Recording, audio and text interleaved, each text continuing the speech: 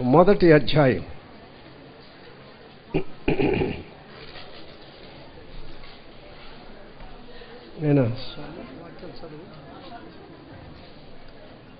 మొదటి అధ్యాయం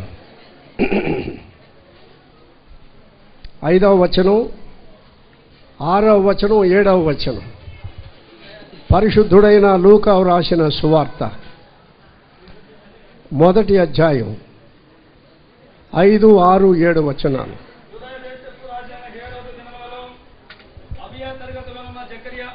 యాజకుడుండెను.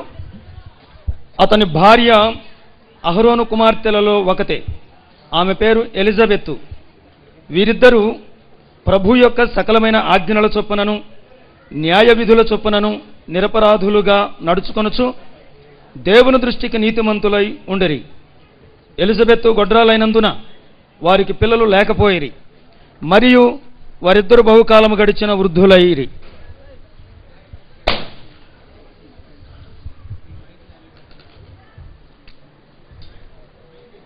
Thank you.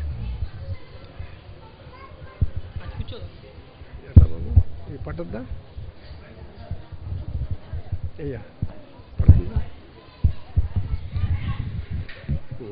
చాలే, సరిపోతుంది. కొంచెం వాల్యూమ్ పెట్టండి, చాలు. సరిపోయింది. వాల్యూమ్ పెట్టండి, చాలు.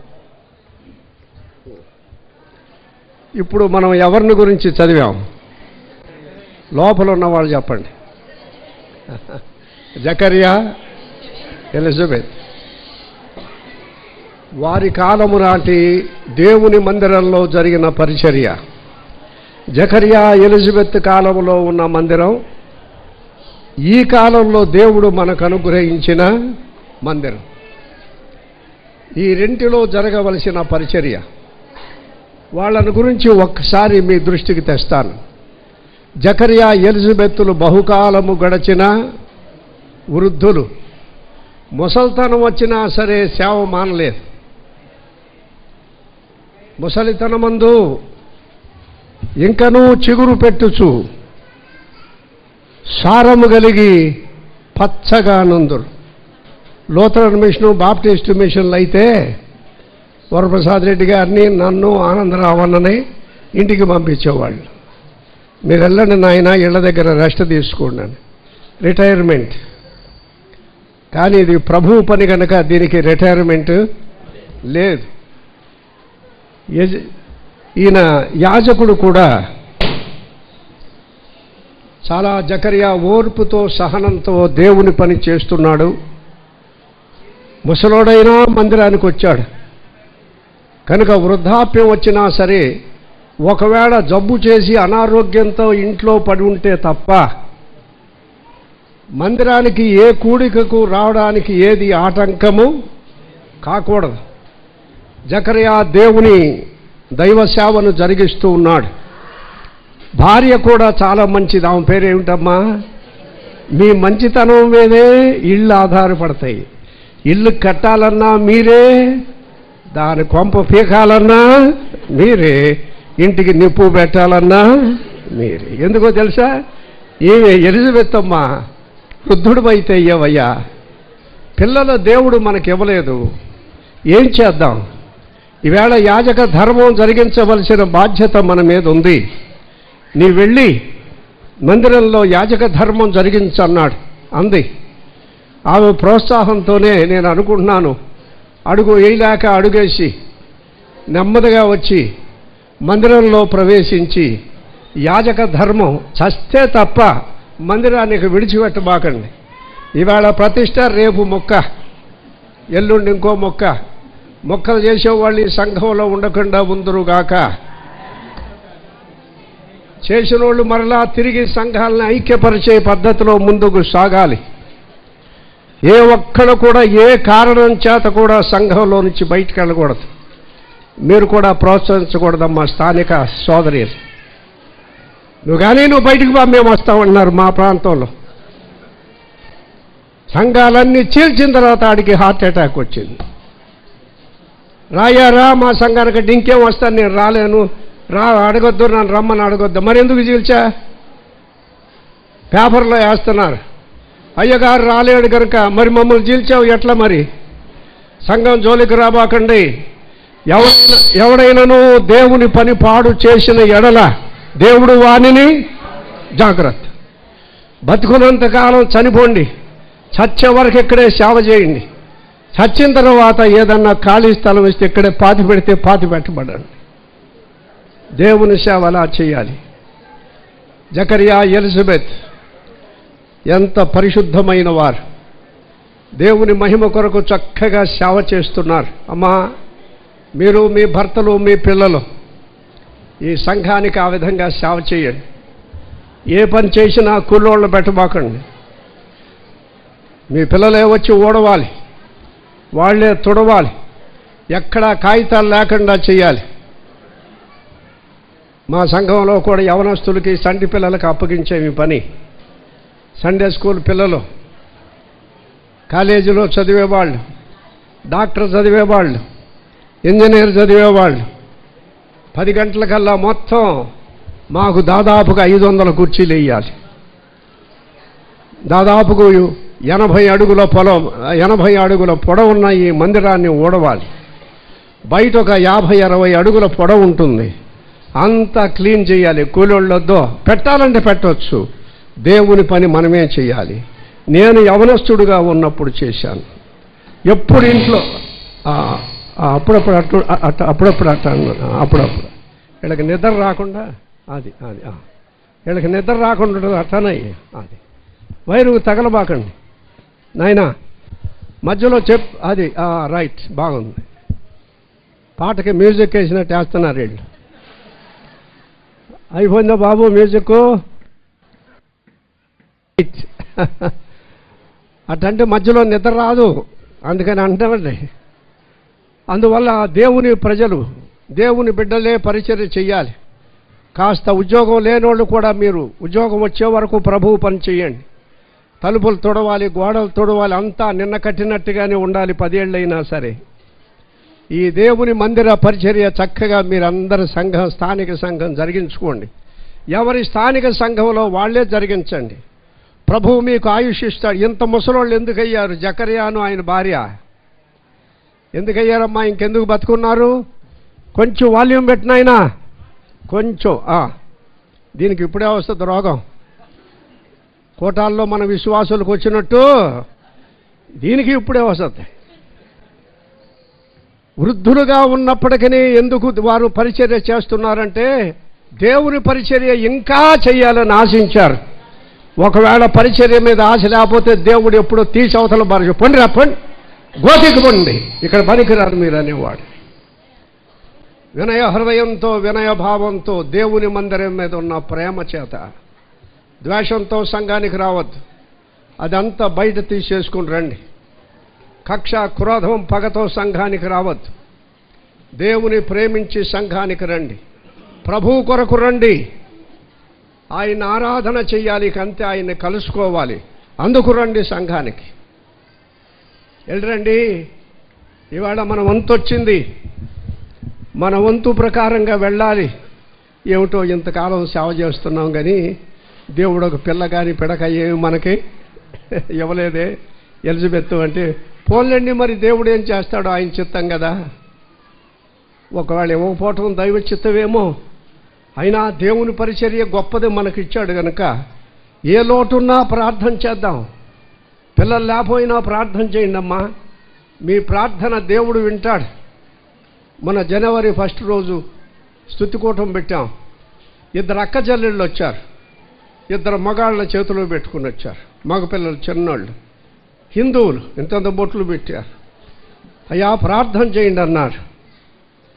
వాళ్ళ కోసం ప్రార్థన చేయబోయే ముందు అన్నారు, పోయిన జనవరికి వచ్చేవయ్యా, 7 ఏళ్ల నుంచి పిల్లలు లేరు, మిమ్మల్ని ప్రార్థన చేయమన్నాం, మీరు మా భర్తలకే మాకు ప్రార్థన చేశారు, ఈ సంవత్సరానికి పిల్లల్ని ఇచ్చాడన్నారు. అరే మా విశ్వాసులకి పుట్టట్లేదు, మీకెట్ట పుట్టారని నాకు కొంచెం అసూయ కలిగింది. అసూయ కలిగిన చక్కని బిడ్డలు దేవుడు ఇచ్చాడు. మీరు ప్రార్థన చేయండి. వీళ్ళు కూడా ముసలాళ్ళు ప్రార్థన చేస్తున్నట్టున్నారు. అగ్ని వలె మండి ప్రకాశించే ఒక కుమారుని దయచేయి నాయన. కానీ ఆశ అంతా నిరాశ అయిపోయింది. నిరాశ పరిస్థితుల్లో కూడా దేవుని పరిచర్య వాళ్ళు మానిన వాళ్ళు కాదు. డబ్బు లేకపోయినా సరే పరిచర్య చేయండి. దేవుని మహిమ కొరకు పరిచర్య చేయండి. ఆయన మన అవసరాన్ని ఎరిగిన వాడు కనుక సహాయం చేస్తాడు.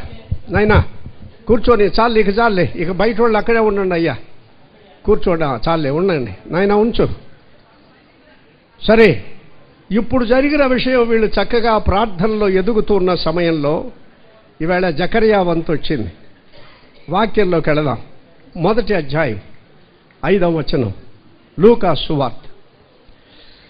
యూదయ దేశపు రాజైన హేరోదు దినములయందు అబియా తరగతిలోనున్న జకర్యా, ఆహా, ఈవేళ మందిరానికి వచ్చాడు. పాత నిబంధన మందిరం, మోషే ధర్మశాస్త్ర సంబంధమైన బలులున్న మందిరం. యాజకుడు అక్కడే దేవుని ఆరాధన చేసే మందిరానికి వచ్చాడు. ఆయన ఏ తరగతి, ఎవరి బంధు? అబియా తరగతిలోనున్న జకర్యా. ఏం అద్భుతమైన మాట! అబియా తరగతి అంటే సేవ చేసే యాజకులను దావీదు వంతులుగా సేవ చేయమని వారిని విభజించాడు.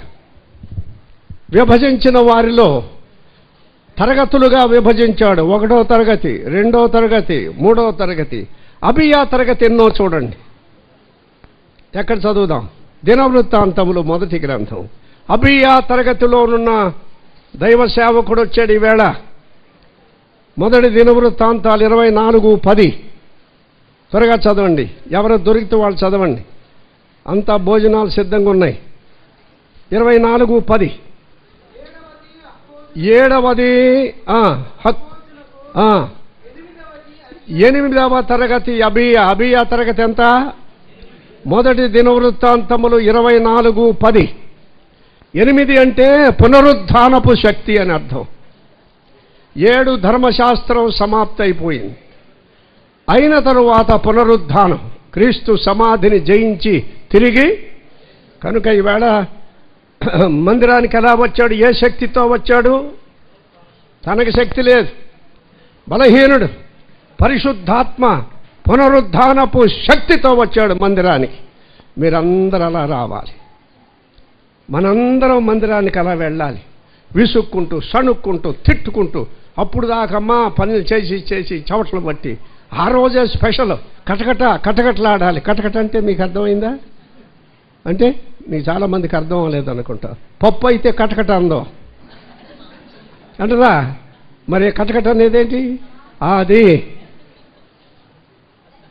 ఆ రోజే అన్నీ ఉండాలి, లేకపోయినా పర్వాలేదు. ఆత్మశక్తి, పరిశుద్ధాత్మ బలం. జకర్యా అబియా తరగతిలో ఉన్నవాడు. దేవుని ఆత్మ బలంతో రండి. కక్ష, క్రోధం, పగతో రావద్దు. అది దేవుడు మెచ్చుకోడు. మందిరంలో ఎవరి మీద నాకు కష్టం లేదు, ఎవరిని ద్వేషించడం లేదు, ఏ పదవిని కాంక్షించడం లేదు. ప్రభువుని ఆరాధించడమే నా ముఖ్యమైన ఉద్దేశం. అందుకే నేను మందిరానికి వెళుతున్నానని అలా రండి. దౌర్భాగ్య హృదయాలతో వచ్చినందువల్ల సంఘాలు మూతబడుతున్నాయి, చిగురుతున్నాయి, ఎగురుతున్నాయి, పిగిలిపోతున్నాయి. సాతానుడు శక్తితో వస్తున్నారు కొందరు. సాతానుడు బలంతో రావద్దు, పరిశుద్ధాత్మ బలం. అబియా 8వ తరగతి. ఒక్క మాట చదవండి. ఫిలిప్పీ పత్రిక 3వ అధ్యాయం. ఒరే టబకాయలు తీసుకెళ్ళిరా. 3వ అధ్యాయం 10వ వచనం. ఫిలిప్పీ 3:10. త్వరగా. ఏ విధము చేతనైనను నాకు పునరుద్ధానము కలుగవలనని సమానానుభవం గలవాడనై ఆయనను, ఆయన పునరుద్ధాన బలం అది కావాలి ఆయన. ఆయనను, ఆయన పునరుద్ధానంలో ఏముంది? బలం. మనలో ఉన్న చెడును జయించే శక్తి. నేత్రాశ, శరీరాశ, పాపపాశ, ఈ కోరికలను జయించే పునరుద్ధానపు శక్తితో ఆదివారం రండి.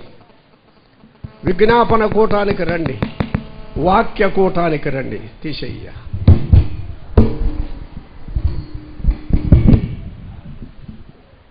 ప్రభువు సమాధిని జయించి తిరిగి లేచినట్లుగా దేవుని ఆత్మ బలముతో పరిశుద్ధాత్మ శక్తితో ఆరాధనకు వెళ్ళాలి. మీ ఊరు బంధువుల దగ్గరికి వెళ్ళిన అలాగే వెళ్ళండి. మావాడు వచ్చాడు భలే భలే విషయాలు చెప్పాడు అనేటట్టుగా ఉండాలి. మందిరానికి వచ్చినా మీరు అలా రావాలి. ఇక నుండి శరీర సంబంధులుగా ఆడి మీద కక్ష, ఈయన మీద కక్ష, ఈయనంటే నాకు పడదు, ఆయనంటే నాకు పడదు, ఇట్టాటి చెత్త వద్దు. అట్లాంటి చెత్త వద్దు, తీసేయండి. బయట దాన్ని తగలబెట్టి మున్సిపాలిటీ వాళ్ళలాగా చెత్త అంతా తగలబెట్టరండి. అమ్మ మీరే వారానికి ఇంత పోగు చేస్తారు. సోదరులు నవ్వుతున్నారు ఏమి ఎరగనట్టు. వాళ్ళకంటే ఎక్కువ మీ దగ్గర ఉంటుంది. అందరం పోగు చేస్తామయ్యా. దేవుని ఆత్మ శక్తితో మందిరానికి వచ్చాడు ముసలాయన. శైవయ ఆరాధన అంటున్నామే. పాత నిబంధన పునరుద్ధానాన్ని తెలియని వాళ్ళే అలా వెళితే ఆత్మశక్తిని ఎరిగిన వారు మనం ఎంత బాగా ఆరాధన చేయాలి. కల్మషం లేని హృదయంతో ప్రభువునే స్తుతించి ఘనపరచే మహిమపరచాలన్న ఉద్దేశంతో. ఏ తరగతి ఉంది అబ్బయ్య? 8వ తరగతి. చదవండి 5వ వచనం. 1:5.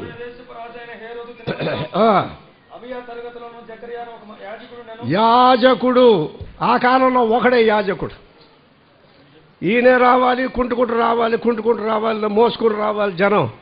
ఈ కాలంలో ప్రభు అన్నాడు. పేతురు ఏమన్నాడు? 2వ అధ్యాయం మొదటి పత్రిక. ఆశ్చర్యకరం 2:9. మీ అందరికి తెలుసు. రాజులైన యాజక అందరం కలిసి దేవుని మనం ఆరాధన చేయాలి. ఆ కాలంలో ఒక్కడే దేక్కుంటా వచ్చాడు. పాపం కర్ర సహాయం ఉందేమో. మనబోటి ముసలోడిని మనబోటి వాళ్ళు పట్టుకుని, నాయన మైక్ సరిగ్గా రాట్లా, సౌండ్ బాక్స్ సెర్చ్ అయినాయి. మరి లేపి ఎత్తి మందిరంలో పెట్టారో ఏమిటో తెలియదు. కానీ యాజకుడు ఒక్కడే. మనం అందరం యాజకుడు. ఈవేళ వీళ్ళ హృదయం ఎలా ఉంటుంది కొంచెం చూడండి. ఆయన ఇది పెట్టిన తర్వాత గడిబిడిగా ఉంది, బాగలే, సరిగా రావట్లా. సౌండ్ బాక్స్ సరిలేదయ్యా. ఇది వస్తుంది చూడండి. Hello hello. సరిగా రావట్లేదు బాబు. హలో. ఈ గుడి కాబట్టి ఆ గుడి అట్లుంది వ్యవహారం. ఇది అంతేనా? ఇది దీనికి అదే రోగం వచ్చింది. త్వరగా చేయండి ఆయన, బయట వాళ్ళకి ఆకలి అవుతుంది. ఏదో గుయ్యి గుయ్యి అంటుంది. మరి శబ్దం రాకుండా చూడాలి. మరి మీరు సరి చేసుకోండి బాబు.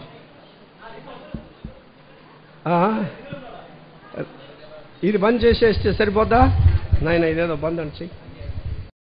ఒకే యాజకుడు. కానీ ఈ రోజుల్లో దేవుడు మనందరినీ రాజుకులైన యాజక అందరూ ప్రభువునకు కృతజ్ఞతాస్తుతులు చెల్లించాలి.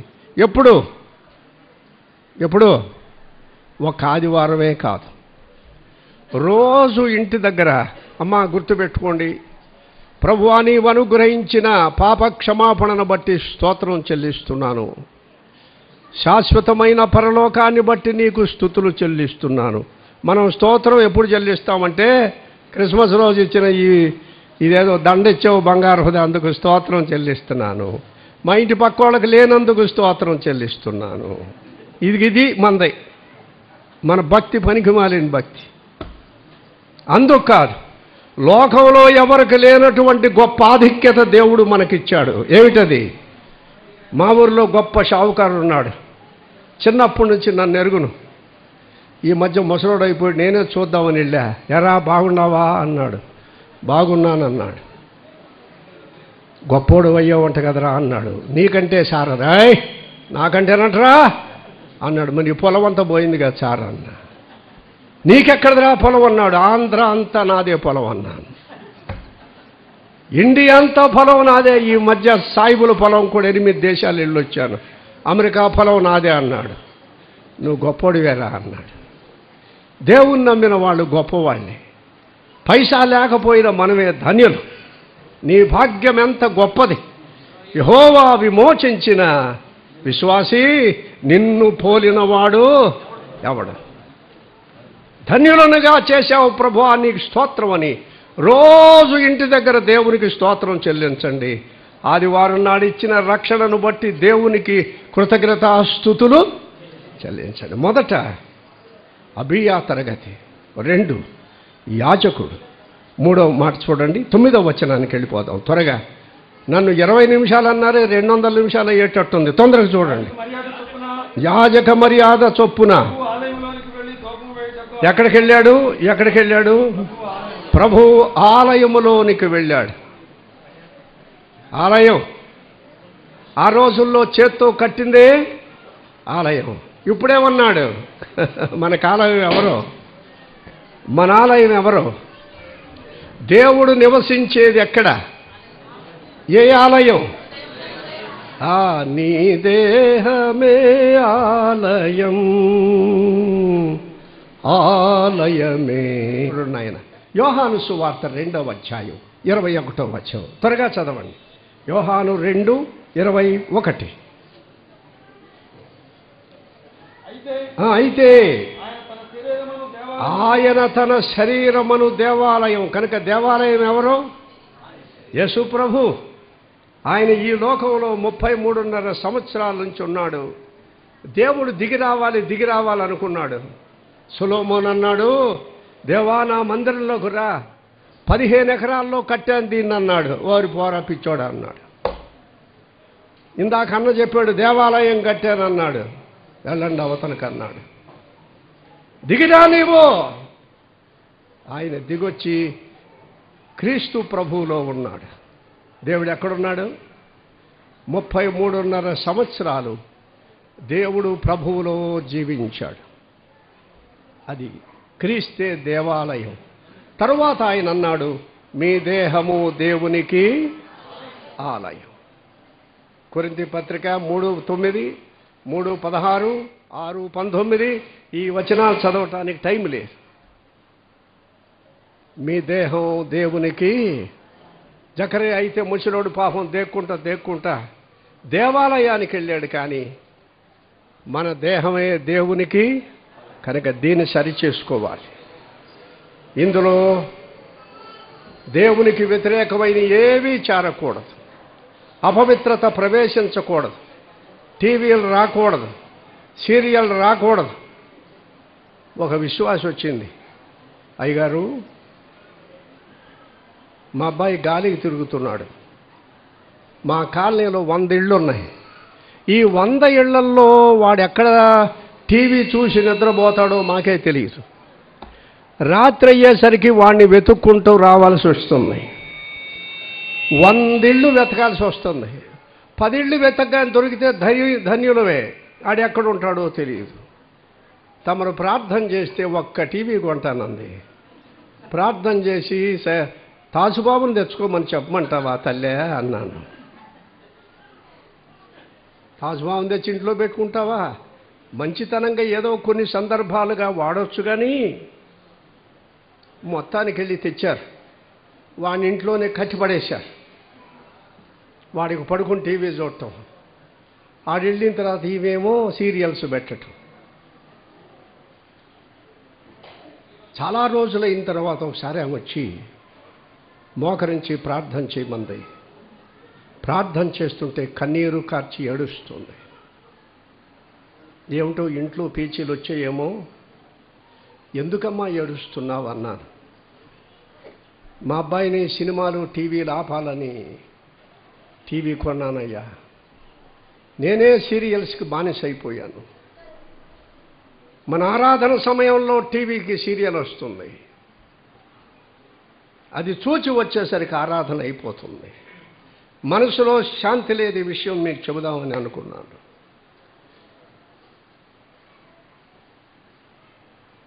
వద్దు, నేత్రాశ వద్దు, దేవాలయాన్ని పాడు చేయొద్దు.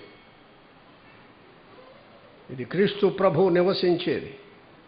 పరిశుద్ధాత్మను దుఃఖపరచుకుడు. కట్టేస్తారమ్మా, మీరెందుకు మాట్లాడతారు? మీరు చేసే ప్రసంగం మీరు చేసి ట్రైన్ ఎక్కండి, మేము చేసే పనులు కట్టాలి. సాతానుడు నిన్ను నాశనం చేయకముందు మేల్కోవాలి. మీరు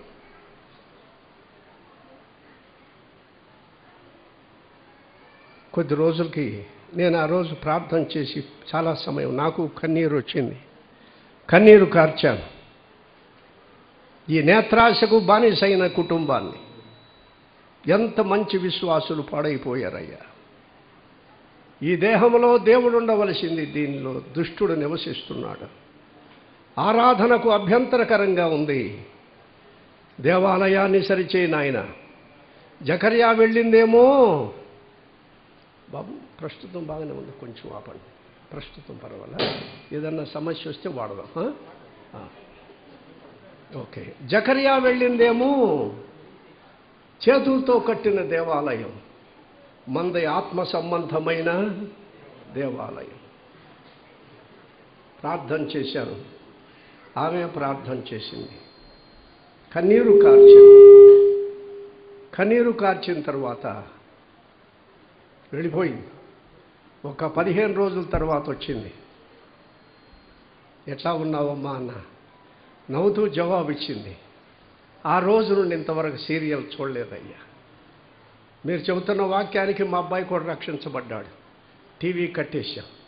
వాడి వేళ సువార్త సేవకుడు, ఆమె కూడా దేవుని సేవకే సిద్ధపడుతున్నారు. దేవుడు ఎంత మార్పు తెచ్చాడమ్మా. నీ దేహం దేవుని ఆలయం. చెడుగు ప్రవేశించకుండా చూడు, హృదయం చెడుగు రాకుండా చూడండి. ఎవరి మీద ద్వేషం వద్దు, కోపం, కపటం, క్రోధం వద్దు.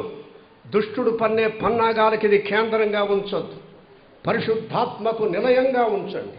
ఆయన చెప్పినట్టుగా వెళ్ళడానికే జీవించండి. దేవాలయములోనికి వెళ్ళి యాజక ధర్మం చేస్తూ ఉన్నాడు. ఏం చేశాడు యాజక ధర్మం? ఎక్కడ చదువుతారు?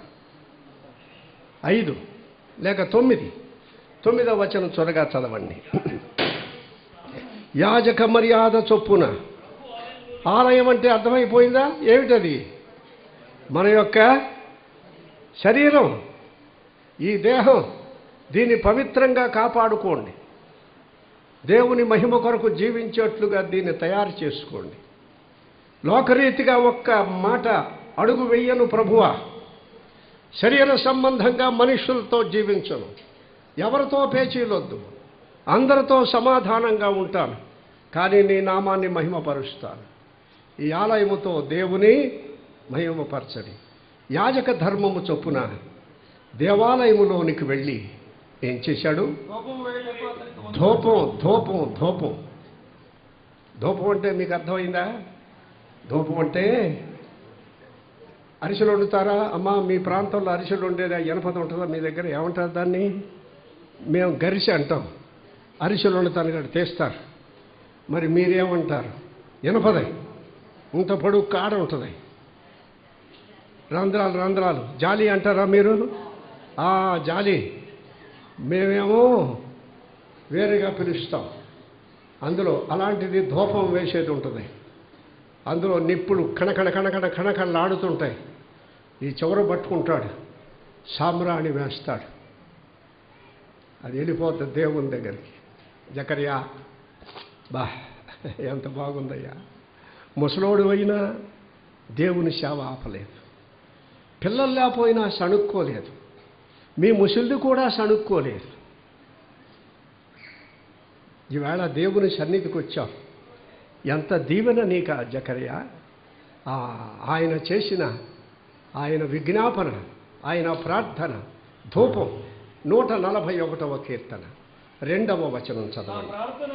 నా ప్రార్థన ధూపం, ప్రార్థనా ధూపం. ఇప్పుడు మాకు సంఘంలో కావలసింది ఈ ధూపం వేసే సోదరులు, సోదరులు. పై ప్రార్థన చేసే దొంగలొద్దు. అది అవుతుంది. విజ్ఞాపనకు వచ్చావు ఏం చేసావు? ఆయన దీవించి, ఆయన దీవించి. ఈయన మీద కష్టం, ఆయన మీద కష్టం, ఆయన మీద ద్వేషం, ఈయన మీద పగ. దీవించు ప్రభు అంటే దేవుడు ఏమంటాడు? ఒరే వేషధారి, నోర్మై ఆశీర్వదించు ప్రభు, నువ్వు ముందర నోర్మై. ఆయన చెప్పే మాట. మనమేమంటున్నాం? విజ్ఞాపనం అయిపోయింది, ఏంటి తడలేంటి, ఇంటికి పోదాం. అయిందా? ఏమిటి నువ్వు చేసే ప్రార్థన? యథార్థమైన హృదయంతో చెయ్యాలయ్యా. మోసపూరితమైన ప్రార్థనలో దిక. మీ ప్రార్థన మీ సంఘంలో ఆత్మ సంబంధమైన శక్తి రగిలేటట్టుగా చేయాలి. నీ ప్రార్థన శక్తి మీ ఊరు రగిలేటట్టుగా చేయాలి. నేను సువార్త సేవకు వెళ్ళినప్పుడు, అనగా ఉద్యోగం నిమిత్తం వెళ్ళాను మా ఊరు. ప్రభువు అక్కడికి నన్ను నడిపించాడని నాకు బాగా తెలుసు. ఓ చిన్న పెట్టి ఉంది, ఒక జత బట్టలు పడతాయి. మా ఇల్లు అంతా గడ్డి మొలిసిపోయి ఉంది. పశువులు వచ్చి తింటున్నాయి, పేడ కళ్ళేసినాయి. ఆ గడ్డి మీద మోకరించాను. నన్ను వెళ్ళి ఇక్కడ సేవ చేయమన్నారు. నా చదువును బట్టి విదేశాలకు వెళతాను, ఇక్కడ ఉండను అన్నాను. నీతో పేచీ పెట్టుకున్నాను. నన్ను పంపావు గనుక నాకు ఆత్మలో దయచేయి. ఆ గడ్డిలోనే మోకరించాను, ప్రార్థన చేశాను.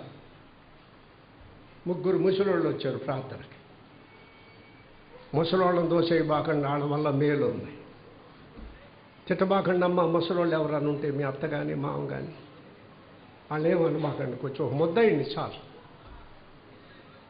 ఆ ముసలోళ్ళలో ఒక ఆమెకి కనబడదు, ఒక ఆమెకి వినబడదు, ఒక ఆమె కూర్చుంటే లేవలేదు. ఏమి సంఘం నాది. వాక్యం అంతా చెప్పి ఆదివారం వెళ్ళరండి అనేవాడిని. ఈ చెవిటాం అనేది అబ్బాయి ఏం చెప్పాడో అనేది. ఈ ముసలామె లేవలేనామె వినపడద్దుగా, వెళ్ళమంటున్నాడో అంది. కనబడినామేమో మళ్ళీ ఎప్పుడు రమ్మంటున్నాడో అంది. ఇది నా సంఘం. నన్ను ఇంత తీసుకొచ్చి నాకేమీ లేకుండా చేసి విదేశాల్లోనేమో పెద్ద ఉద్యోగం ఇచ్చి అది వద్దన్నావు, మరి ఇక్కడికి రమ్మన్నావు, నేను వచ్చాను. మరి నాకు సహాయం చేయాలి, ఆత్మను దయచేయాలన్నాను. కొద్ది రోజుల్లో ముగ్గురు పక్కన ఒక 0 పెట్టాడు. ఎంతమంది? 30 అయింది. ఇంకో 0 పెట్టు ప్రభువా అన్నాను. పెట్టాడు. ఎన్నైనాయి? అంతే. ప్రార్థన బలం, ప్రార్థన శక్తి ఉంటే సంఘం ఆశీర్వదించబడుతుంది, దీవించబడుతుంది. శరీర సంబంధాలు ఉండరా? ఉంటారు. ఫలింపని తీగను తీసేస్తాడు, కానీ నీవా తీగ అవ్వకూడదు. నీవా భ్రష్టమైన తీగ కాకూడదు. ప్రార్థన పరుడుగా నీవు జీవించాలి, ప్రార్థన పరురాలాగా జీవించాలి. పరీక్షల్లో పిల్లల కోసం ప్రార్థన చేస్తారట, చేయాలి. రోజు సంఘం కొరకు, దేవుని బిడ్డల కొరకు ప్రార్థన ఆత్మశక్తితో చేయకపోతే మన ప్రార్థన వ్యర్థం. ఏదో పైన చేసి వెళ్తామంటే మీ ఇష్టం. ఓ సంఘానికి వెళ్ళా, వాళ్ళు అన్నారు, అయ్యగారు శనివారం మీరు ఇవాళ వచ్చారు, నిన్నొచ్చిన బ్రహ్మాండంగా కూటమి ఏర్పాటు చేసేవాళ్ళం అన్నారు. ఏ నాయనా శనివారం వస్తే ఏమిటి తప్పు అన్నాను. మా బంధువులు ఉన్నారు, వాళ్ళ కోసం వచ్చానన్నాను. ఇవాళ ప్రార్థనా కూటం అన్నాడు. ప్రార్థనలో ప్రార్థన చేయటం నాకు చాలా సంతోషం అన్నాను. 7 గంటలకు అన్నారు. ఓ పెద్ద ఆయన వచ్చాడు దిండేసుకుని. ఓరు నాయన, ఈయన సాపేసుకుని రావాల్సినోడు దిండేసుకొచ్చాడు. ఇంకొక 2 వచ్చారు. ఆ దిండేసుకుని వచ్చిన ఆయన ప్రార్థన చేసి పడుకున్నాడు. ప్రార్థనలో కళ్ళు తెరవకూడదు. మీకెట్ట తెలిసిందంటే ఆ దిండు నా కాలుకు తగిలింది. ఏ ఎలుకో అనుకుని చూసేసరికి ఈరే అయ్యగారు పడుకుని ఉన్నాడు. కాసేపటికి చూసేసరికి మిగిలిన వాళ్ళు 2 ప్రార్థన చేశారు. నేను చెయ్యాలా, ఇంకెవరైనా వచ్చారా అని అప్పుడు కళ్ళు తెరిచా. వీళ్ళిద్దరు అడ్రస్ లేకుండా పోయారు. నేను కాసేపు ప్రార్థన చేసి, ఈ దిండు ఆయన లేపే మహానుభావ, తమరు ఎక్కడికి వెళ్తారు?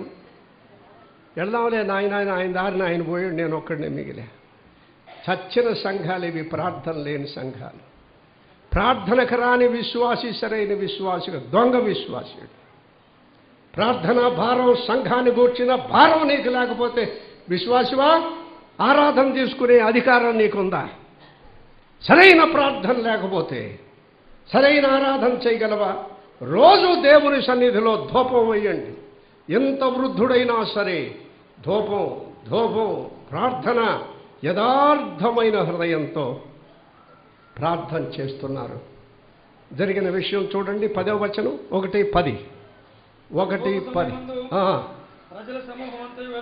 ప్రజల సమూహమంతయు వెలుపల, జకర్యా ఒక్కడే లోపలున్నాడు. అది పాతకాలం మందిరం. ఇప్పుడు ఎక్కడున్నారు మీరు చెప్పండి? జనసమూహం లోపలికి వచ్చారు. అప్పుడు ఎందుకని ఈ మార్పు ఎందుకు వచ్చింది? అప్పుడు వెలుపల, ఇప్పుడు క్రీస్తు రక్తము వలన, క్రీస్తు యేసునందు మీరు ఇప్పుడు సమీపస్తులై. అప్పుడు ఇంకా రక్తం రాలా, అందుకని బయట గేట్ అవుట్. ఒక్కడే ముసలోడు రావాలి. ఇప్పుడు మనందరం దేవుని సన్నిధానానికి చేరి పరిశుద్ధమైన హృదయంతో, యథార్థమైన హృదయంతో ప్రార్థించి, స్తుతించి, ఆరాధన చేసి సంఘాన్ని తీర్చిదిద్దండి. మీ కుళ్ళు, కుట్ర, కుతంత్రాలకి ఇది తావు కాకూడదు. అలాంటి వాళ్ళు ఉంటే రాజకీయాల్లో చేరండి, మేము కూడా ఇస్తాం సందాలు. పోనీ ఎమ్మెల్యే, ఎంపీలు, ఇది మున్సిపాలిటీల్లో చేరండి. ఇక్కడ పనికిరారు మీరు. ప్రార్థన చేయని వాళ్ళు, సరిగా వినయ విధేయత లేనివారు, దేవుని సంఘం మీద గౌరవం లేనివారు నిజంగా రాజకీయాల్లో చేరబాకండి. అక్కడ పోతారు మీరు. ఇక్కడ రాణించలేనోరు అక్కడ గెలుస్తారా? కనుక తగ్గించుకోండి, వినయం చూపించండి, విధేయులై విరిగి నలిగిన హృదయంతో మందిరంలో పడి ఉండండి, నిత్య ధూపం వేస్తూ ఉండండి. ఇది దేవుని మందిరం. అలాంటి వారు దేవునికి ప్రతిష్ఠించబడిన వారు. కనుక మనలో ఒక్కొక్కరు మందిరాన్ని కాదు, మన జీవితాన్ని ప్రభువునకు ప్రతిష్ఠ చేద్దాం. ప్రార్థన చేద్దాం. పరిశుద్ధుడు అయిన తండ్రి, నూతన నిబంధనలోనే మందిర విధి విధానాలు మా జీవితం ఏ విధంగా వృద్ధి చెందాలో మీరు శాసించిన విధాన్ని బట్టి స్తోత్రాలు. దీవించి ఆశీర్వదించి మీ సంఘాలను, సంఘాన్ని వర్ధల చేసి కాపాడి మీ మార్గంలో నడిపించమని ప్రభు అయిన యేసు నామమున వేడుచున్నాము తండ్రి.